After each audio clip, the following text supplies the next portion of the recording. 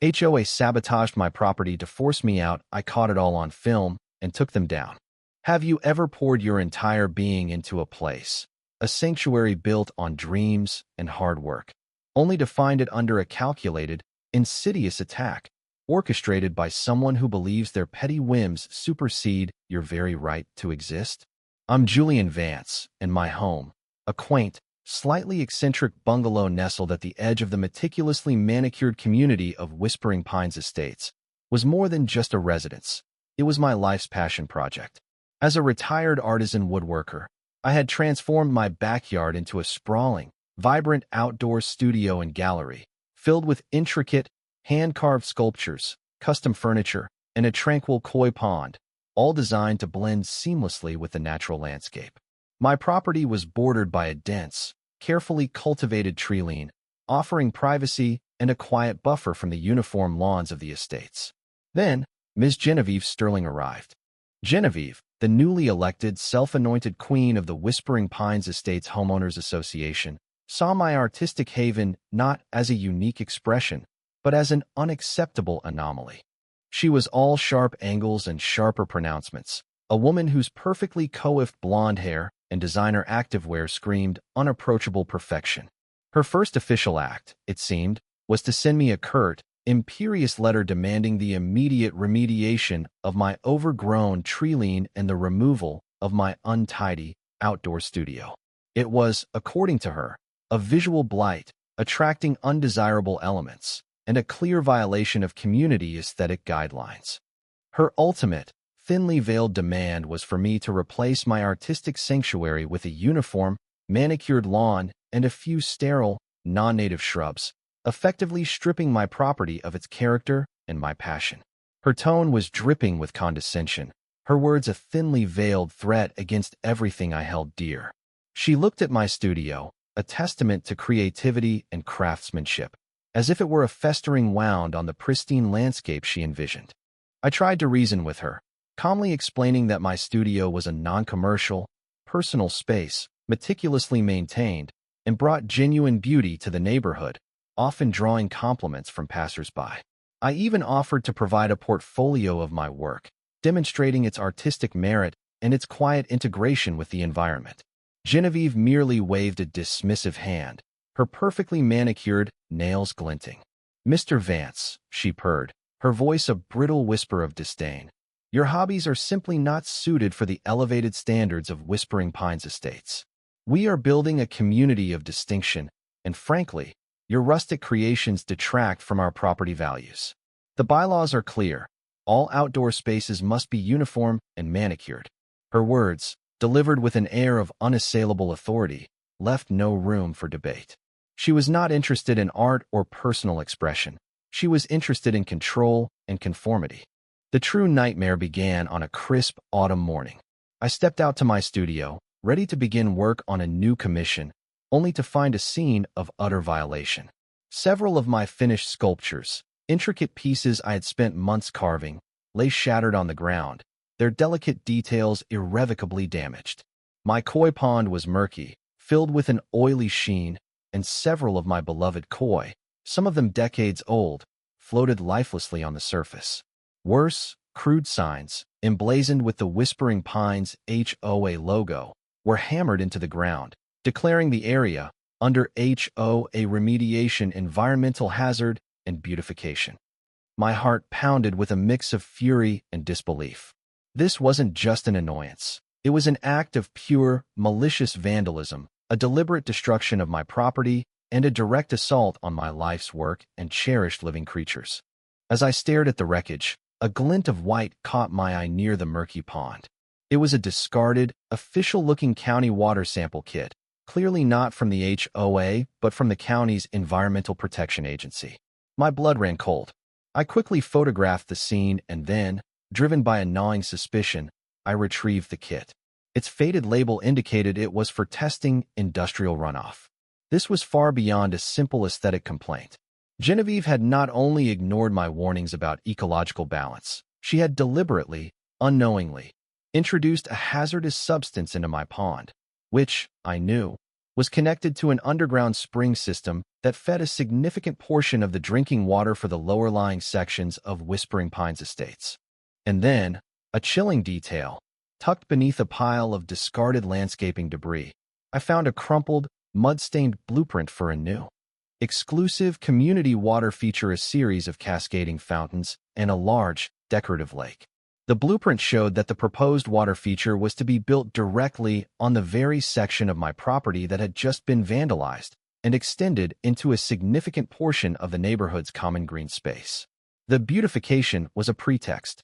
This wasn't just about my studio. It was a calculated, high-stakes conspiracy, threatening not only my property, but a vital public resource and the community's shared water supply.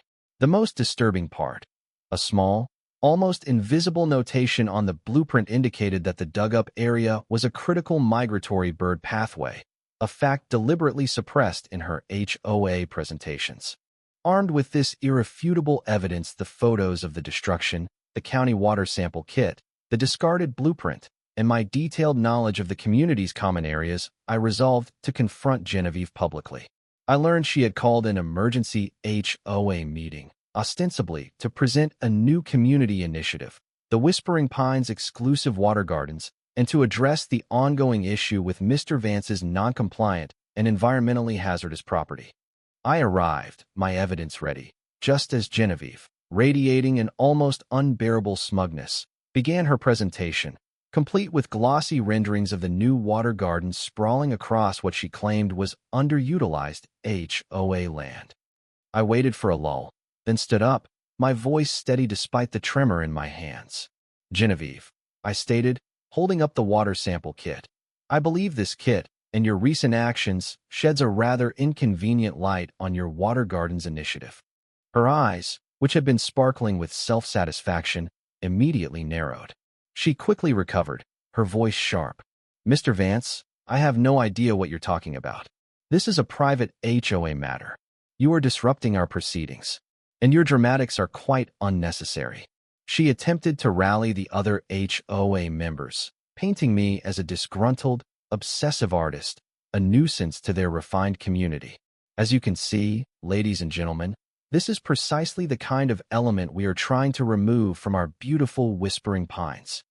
But just as she was about to call for me to be removed, a quiet, unassuming woman named Dr. Anya Sharma, a renowned hydrologist and environmental advocate who lived in Whispering Pines and had been quietly researching the HOA's land dealings, rose from her seat. "Actually, Ms. Sterling," Dr. Sharma interjected, her voice calm but authoritative, "Mr. Vance raises a very serious point. And I also have something to add." She then projected a series of topographical maps onto the screen. Clear, undeniable images showing the common green space as a designated public easement and a critical aquifer recharge zone. "This proposed water feature," Dr. Sharma continued, her voice gaining strength, "is a direct violation of county zoning laws and environmental regulations. It threatens to contaminate a vital drinking water source and would illegally privatize public land." A collective gasp rippled through the room. Before Genevieve could even stammer a denial, the doors to the community hall swung open. Two stern-faced police officers, accompanied by a representative from the County Environmental Protection Agency, walked in. They had been tipped off by Dr. Sharma, who had contacted them after seeing the suspicious activity around my property and confirming my initial suspicions. "Genevieve Sterling," one of the EPA agents announced, his voice devoid of emotion, "you are in violation of multiple county ordinances. The destruction of private property, the attempted privatization of public land, and the suppression of environmental impact assessments constitute felonies. We also have reports of forged permits submitted to the county for this water gardens project." Genevieve's face, which had been a mask of carefully constructed composure, crumbled into a terrified, pale mess. Her jaw went slack, her eyes darting wildly around the room, searching for an escape that wasn't there. She stammered, then erupted into a desperate, high-pitched shriek, blaming misunderstandings, overzealous contractors, and a misunderstanding of the land deeds. It was the pathetic wail of a tyrant whose kingdom had suddenly collapsed. Then, a surprising voice emerged from the crowd. Mr. Davies, a long-standing, quiet member of the HOA board and a respected local real estate agent, stood up, his face etched with regret. "And Ms. Sterling," he said, his voice trembling slightly. "Perhaps you'd also like to explain why you pushed so hard for this water gardens project, not for the community's benefit, but because your husband's landscaping company, Sterling Green Solutions, stood to gain millions from the contracts, and you were promised a substantial personal consulting fee from the deal, all under the guise of community enhancement." The revelation hung in the air, a final, poisoned arrow. Genevieve had been exploiting the HOA not for the community's benefit, but for her own illicit financial gain and her husband's profit. The fallout was swift and brutal. Genevieve was immediately stripped of her HOA presidency, her reign ending in public humiliation and a perp walk captured by local news.